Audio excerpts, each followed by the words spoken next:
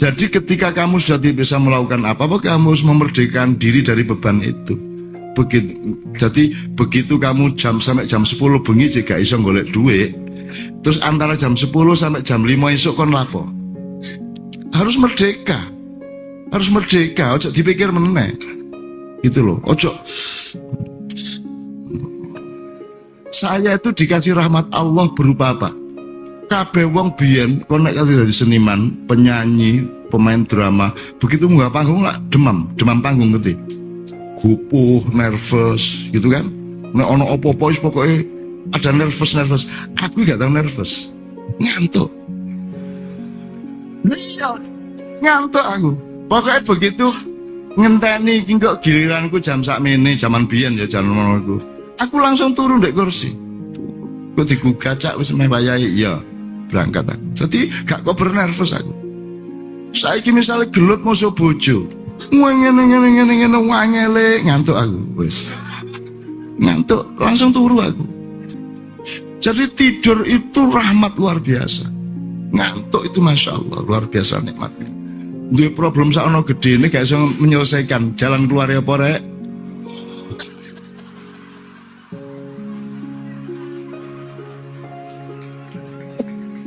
Oh, Oke, 2-3 pertanyaan enggak masalah. Yo, nang wis engko aku ketahuan siji maju, langsung maju ya, Yus.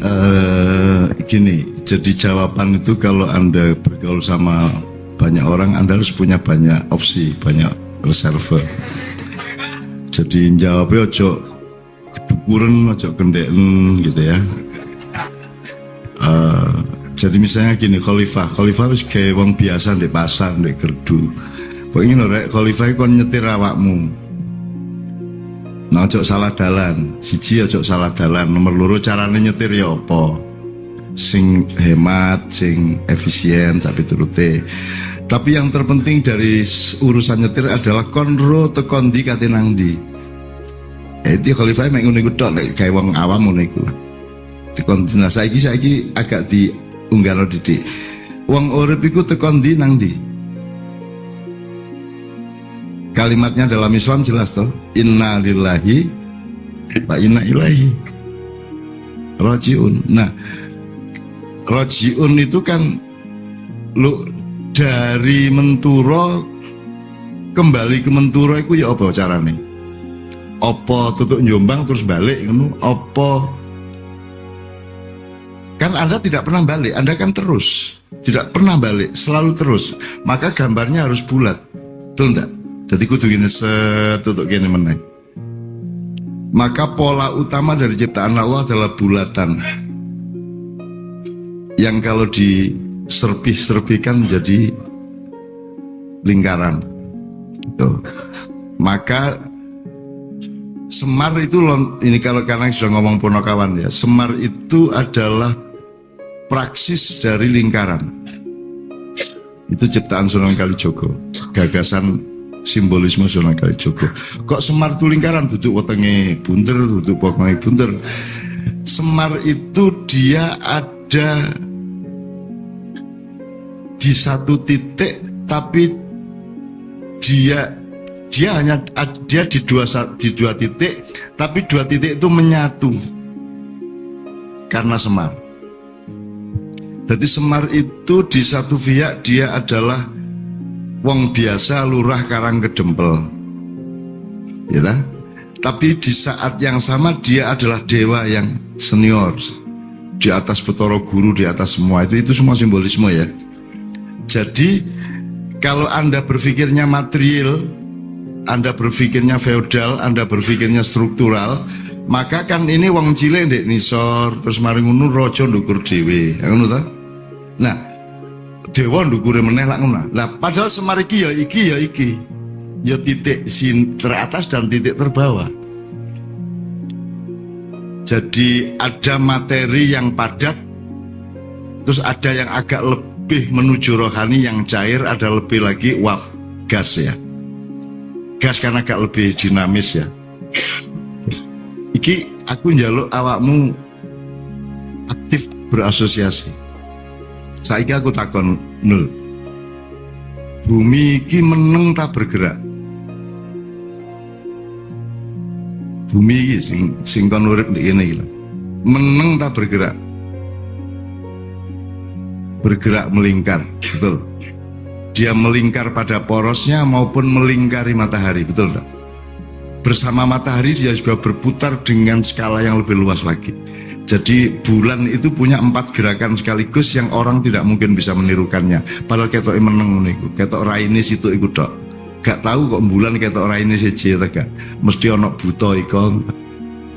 Gitu. Oke. Saya hanya ingin mengatakan hidup ini, kalau istilah poetika saya ya mengalir dan bergetar atau getaran yang mengalir.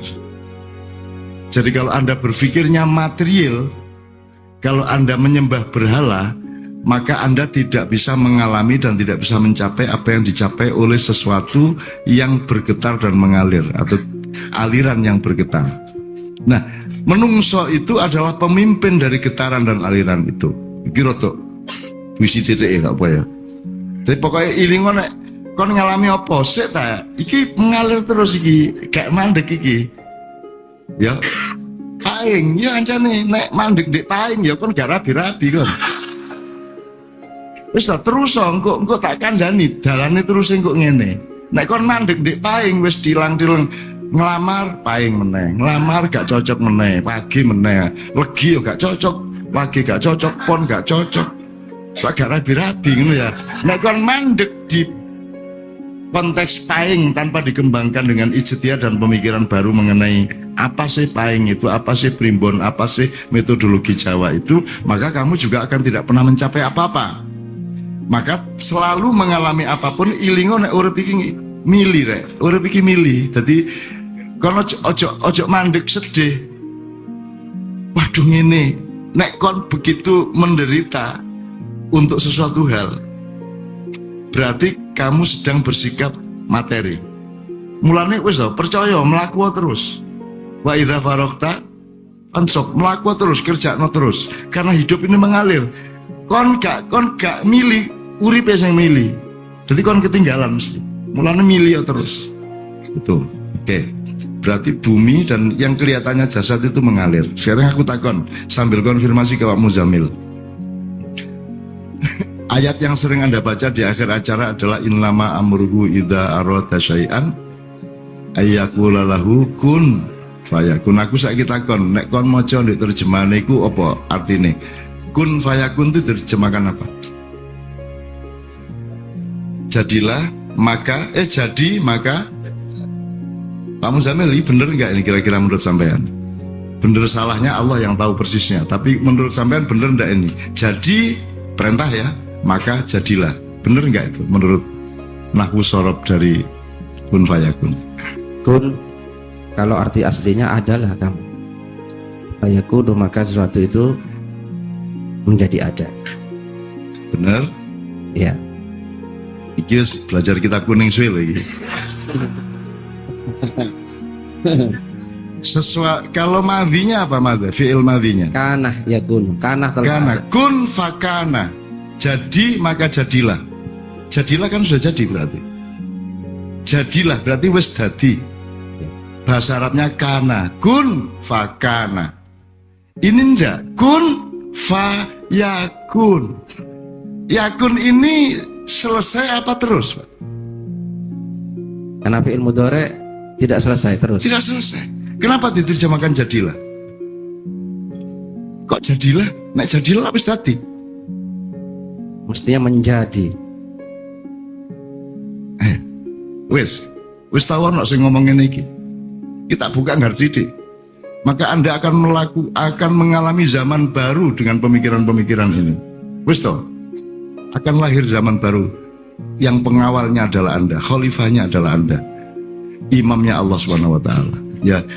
Jadi yakun. Bukan kana, yakun, bukan jadilah. Jadi kata Allah, maka berlangsunglah, gitu. Maka menjadilah. Cocoknya bahasa Indonesia berlangsunglah. Berlangsung, dia terus sampai hari ini. Upamanya Allah mengatakan aku menciptakan alam semesta 6 hari, mungkin dino iki hari ke-6. Surup-surup itu Lulu lagi.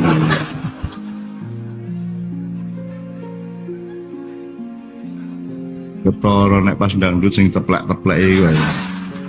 Ndelok jenis guyune iku.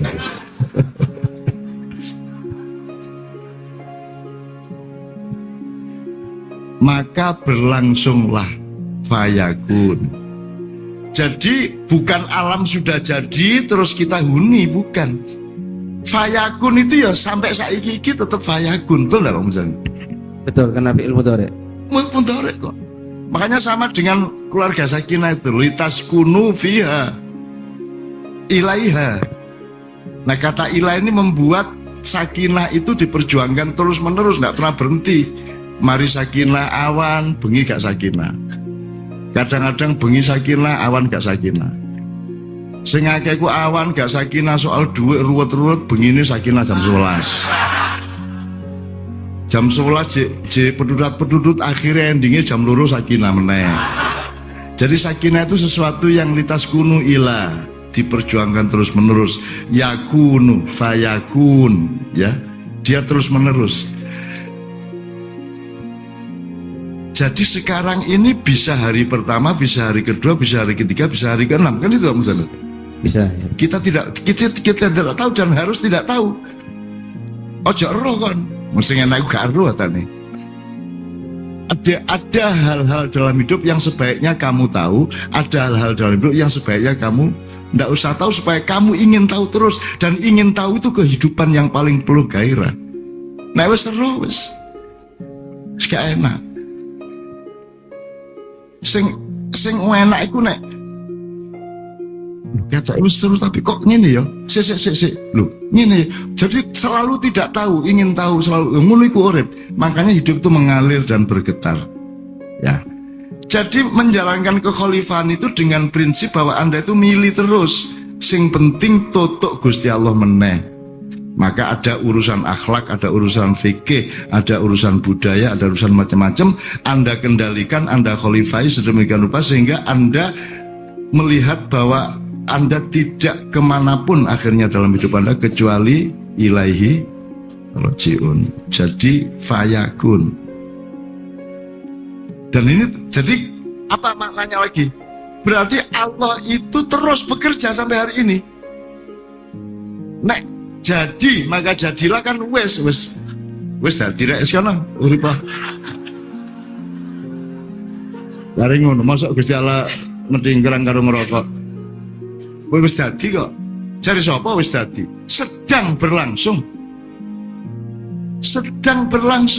Dan Allah menjadi pekerja utama dari segala sesuatu yang berlangsung sehingga kamu jangan merasa hidup sendirian, kamu bersama Dia. Malana maulan siwallah kullama nadaita yahu qala ya abdi anallah. Kapan awakmu nyeluk ya Allah ya Gusti, iya rek aku ndek kene tenang ae kon. Kon ku lapo nangis-nangis gak eling aku kon. Aku ngancani kon. Iya ya tak bayar, tak tolong tak bayar no utangmu mbok tapi sabar sik ta.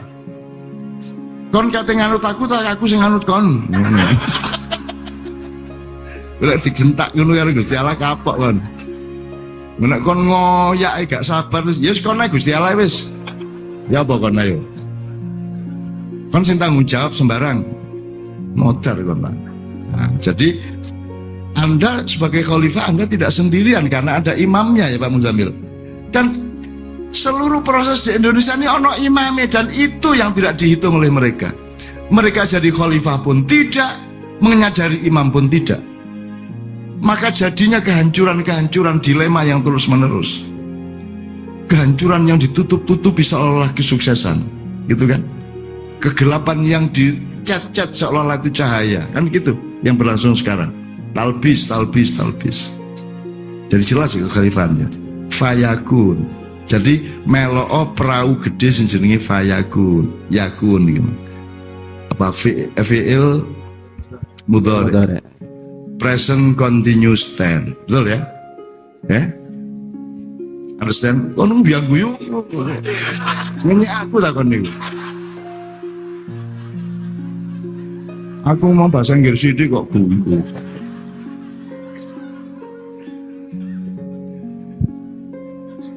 Ngene iki spontan apa yang wis seru bikin ngono. Lesen dia ono 16 rek. Tenses dalam bahasa Inggris ono 16. Anggitmu.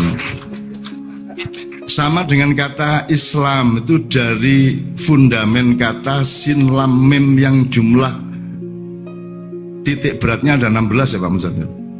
Salam, ada saluma, ada salama, ada salima, ada salama, ada salima, ada saluma, ada yang tasdid, ada yang tidak. Pokoknya 16 kabeh. Makanya mempelajari Islam itu sebenarnya awak mungkin mocok telung huruf iku kok duolei lingkungan ini ya wis dadi. Kelak saya akan bilang sama Anda ketika nanti suatu hari sudah sampai saatnya ikroknya Rasul yang dititipkan Rasulullah untuk Anda semua itu kan bukan untuk Rasulullah. Rasulullah itu wis gak butuh ikrok rek, wis lulus deh, wis cum laude, wis gelare al amin ya toh, wis cum laude ya. Gelare al-amin, jadi dia itu sudah sangat Islam meskipun belum datang agama Islam secara resmi, sudah sangat muslim, maka dia menjadi al-amin. Itu puncak pencapaian insan kamil itu al-amin itu. Maka ikro itu asli nih nek kon gak iso maca Quran anjen wis kadung gak iso, terus pokoknya pelajarono Kanjeng Nabi. Misalnya ada 128 kebiasaan hidup Kanjeng Nabi, ikut tok kok tiru wis stop kon. Akhirnya kok moro tuamu wis gak eling betonmu. Ya kan iku ya. Penyanyi ku ngene. Penyanyi itu tahu kelemahannya, tahu kekuatannya. Misalnya ya, ono wong sing suarane elek. Suarane elek itu enggak. Itu mesti Muzamil ditutur. Yang namanya suara jelek itu beda dengan kemampuan bernyanyi, itu beda. Jadi ono sing tekniknya apik, jenis suaranya jelek. Misalnya timbrenya kurang serak, terlalu melengking atau terlalu halus, ndak ono noise-nya misalnya ya. Jadi jenis ada orang yang suaranya bagus gak iso nyanyi. Suara itu maksudnya materi nih, apa? Metune suara itu elek. Masih pinter nyanyi. Dadi engko hasilnya ya tidak maksimal. Ono wong sing suarane elek tapi pinter nyanyi. Ono sing perfect, suarane ya anjane apik, pinter nyanyi bisa. Nah, iku sing sempurna. Tuh, nah. Aku iki gak iso nyanyi, gak iso qiraah. Aku mek iso nutupi gak iso iku. Ngerti kan? Ngerti gak? Aku gak iso. Cuman kon gak ero nek gak iso. Tak tutupi gak iso iku dengan teknik lain. Ngono rek. Aku iki ngerti apa ilmu, gak tahu sekolah, gak jelas. Bacaanku itu naga sastra sabu inten. Pas SD kelas 1 loro aku nek dina Minggu dolen nang pasar Sumambito, aku tuku komik pertama jenenge Angling Dharma Badik Madrim. Tuku di pasar Sumambito lho, idek stasiun, buri stasiun lho, idek rel lho. Ono guruku SD jenenge Pak Sis. Guru Cak Mi barang. Aku tuku ndek kono Angling Dharma. Ro apa aku? Aku gak ro, cuman tak tutupi gak rohku sehingga kon ngarani aku roh. Terus Gusti Allah gak tega karo aku, alasane iki nek konangan mulai tak kei roh didik-didik. Dadi pas nutupi dikei ngono rek aku rek. Lu jane mek ngono iku tok. Itu sama dengan ekonomi kita. Nek diturut-turuti jane yo gak cukup duit iki. Tapi begitu rodok kate darurat dikai menel ngono. Masih mek icil-icil tapi lak bendino ono ya. Lah ngono ekonomimu. Ya tak ya? Jane nek didelok ya jane yo gak cukup iki, gak rasiono. Cuman gak sampai kejelungup kan. Ya toh? Gak sampai kejelungup. Engko begitu iki ana ono meneh didik, ana meneh dadi pokoke gak tahu sak temenan gak tahu. Ya ono ae lah mbuh sak tetes tetep ono. Begitulah Allah menyayangi hamba-hambanya. Dan nganuto lah. Nganuto karo Gusti Allah wong ilahi rajiun kok. Gitu ya, Dek ya. Bahwa koncomu gak gelem ketemu aku itu bagus. Apik. Dan aku iku jane yang ngono iku. Jane aja sampai ketemu wong sing kagum karo aku, sebab mesti kecewa. Kon salah kon nek kagum karo aku. Terus ojo mandek ndek aku. Karena yang kamu kagumi itu bukan aku, yang kamu kagumi adalah sesuatu yang ditransformasi melalui aku. Ya tak? Sing liwat aku duduk aku nih, salah kon. Apa meneng kok kon murgo duwe fotoku jaman nom-nom ganteng gandut kaca. Jagala bilawa brengosen, ya toh? Brengose ireng. Lho nek aku berpikir material, nek Mbak Via berpikir material, kari tak cat aku kari tak tarik apa? Sekarang teknologi sangat mudah kok, iki ditarik di nomor iso. Tapi haram hukumnya untukku sendiri. Putih-putih. Kali apa kan? Ngono. Selamat ya arek-arek iku nek ngelokno aku tuwek iku sopan. Nek perlu to gak sopan titik. Udah tua lu ya. Wah, nek ngomong ngono tak langsung. Selamat arek-arek iku sopan. Isu-isu mulai maiya nang bandara jam 5 wis ndek Juanda, jam 5 ndek Cengkareng. Cek pegel gurung atus, gurung opo. Terus longgo ndek tempat ruang tunggu terus ono arek teko lho, Cak Nun. Iya, Mas. Mpun tuwek sampean.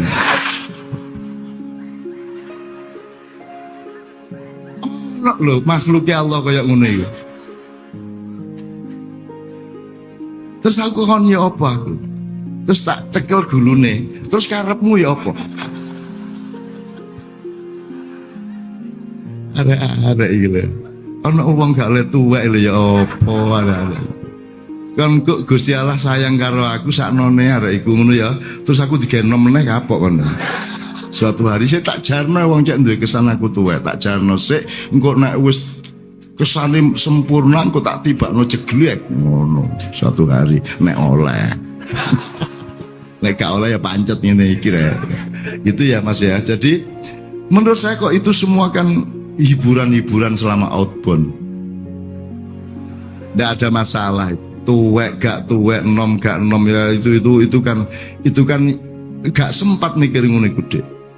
Saya tuh gak sempat mikir sing konco-konco kok sempat ya. Kok kober ya mikir sing gak ngelakoni gak rabi meneh kober gak duwe jadwal takon iki.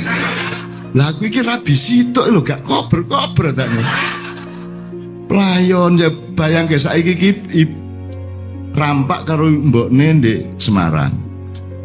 Cacakne rampak jembar karo Mbak Yune Hayang ndek Jogja kan kancane wong loro isu-isu aku wis kudu teko kono. Cek aku awan-awan iso ngeteno balik nang boarding school. Gayane. Lho, jadi tercerai berai keluargaku. Ngono lho, Dek. Jadi menurut aku pokoknya ilingo terus bahwa hidup itu yakun. Dia terus berlangsung dan Allah bekerja. Termasuk mikir Indonesia, ojo khawatir Allah bekerja. Allah bekerja.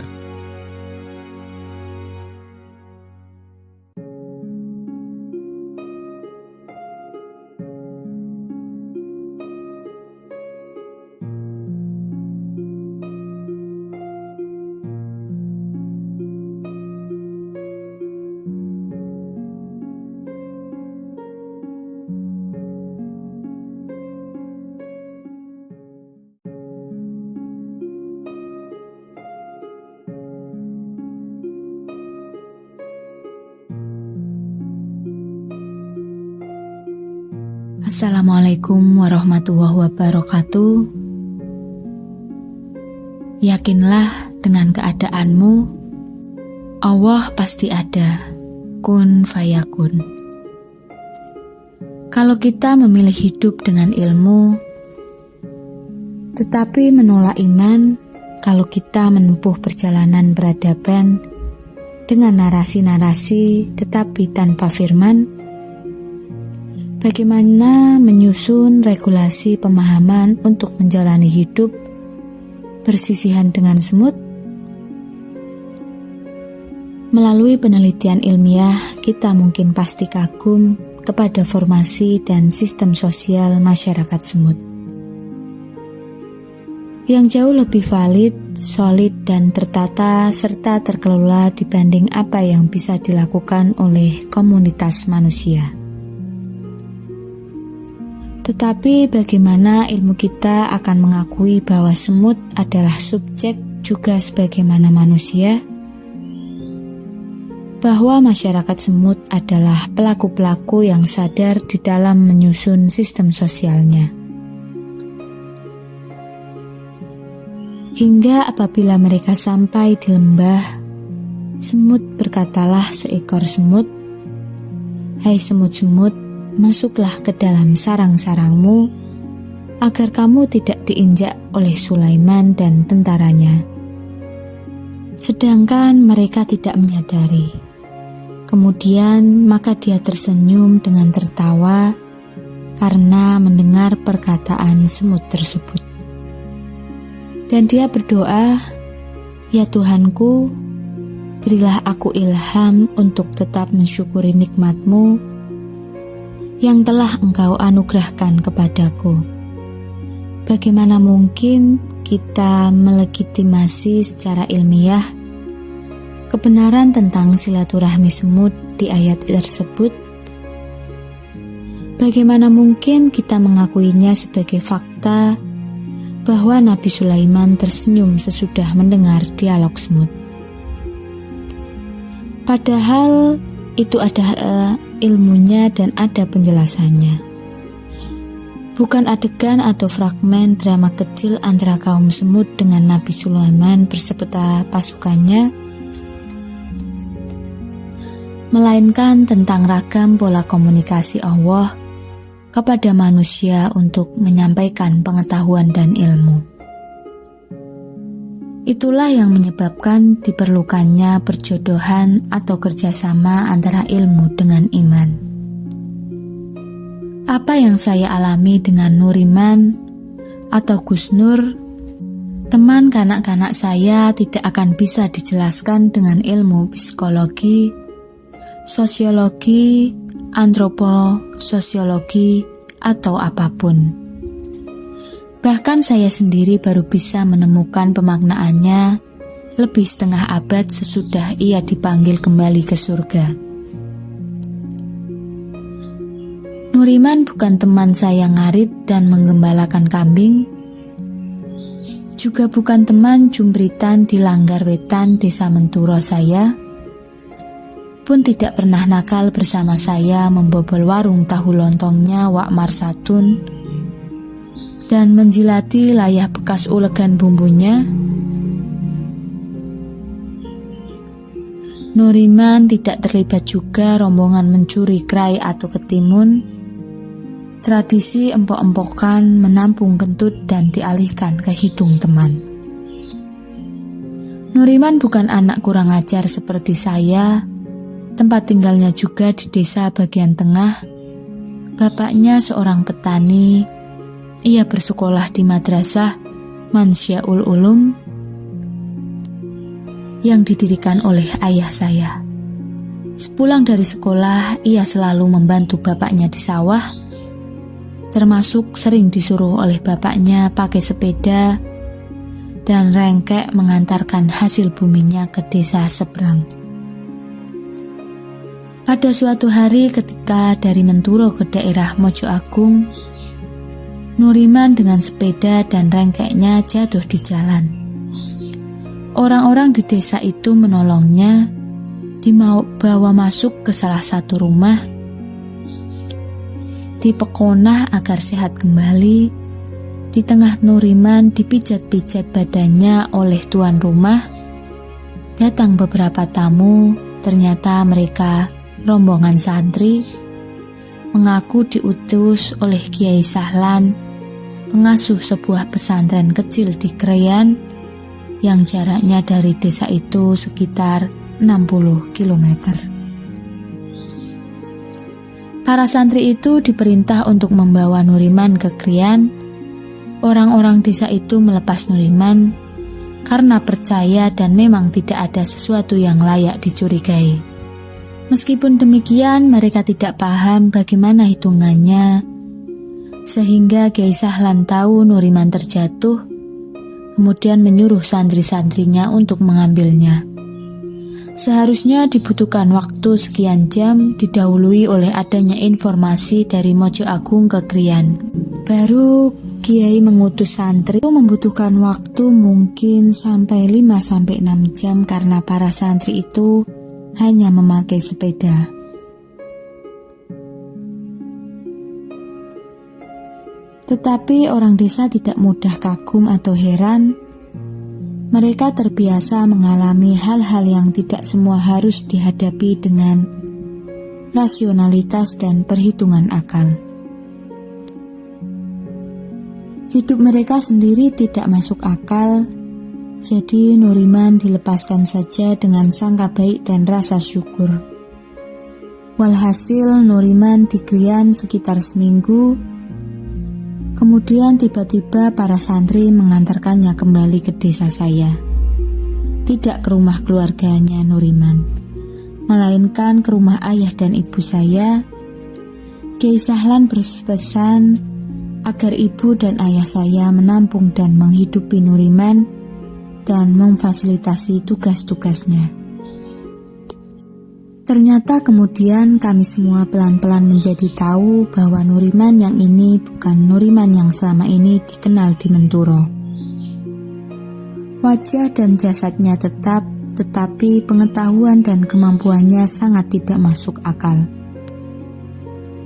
Ia hafal Al-Quran, pembicaraannya seperti orang dewasa yang sudah berpengalaman. Bahkan ia mengetahui banyak hal yang tidak wajar untuk diketahui oleh kebanyakan orang. Ia tahu anaknya Pak Anu akan meninggal dunia 2 bulan lagi. Ia mendatangi Pak Lurah dan memprotes kenapa bantuan desa dibelikan sapi yang tidak untuk keperluan rakyat. Ia tahu banyak kebaikan dan keburukan di masyarakat Menturo. Pada saat sholat Isya, Nuriman meminta izin kepada ayah saya untuk mengimami sholat. Sesudah sholat ia berceramah, bicara panjang lebar, yang kami semua tidak bisa mengidentifikasi dari mana Nuriman tahu begitu banyak hal, hafal ayat-ayat Al-Quran, berkemampuan pidato yang melebihi siapapun yang selama ini kami kenal. Seingat saya, itulah momentum saya merasakan sayup-sayup kebenaran yang mendekam jauh di lubuk akal saya tentang yang dimaksud oleh firman Allah Subhanahu wa Ta'ala. Sesungguhnya keadaannya apabila dia menghendaki sesuatu hanyalah berkata kepadanya, jadilah, maka terjadilah ia. Sebagai mukmin, kita meyakini bahwa Allah itu Maha Kuasa. Kita juga yakin bahwa tidak ada tempat untuk melarikan diri dan menyelamatkan diri kecuali hanya kepada Allah. Allah SWT berfirman, sesungguhnya orang-orang yang berkata, Tuhan kami adalah Allah, kemudian tetap dalam pendiriannya, akan turun malaikat-malaikat kepada mereka seraya berkata, janganlah kamu takut dan bersedih hati, serta bergembiralah dengan memperoleh surga yang telah dijanjikan kepadamu.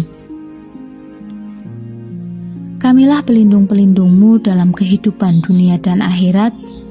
Di dalamnya surga kamu akan memperoleh apa yang kamu sukai dan apa yang kamu minta.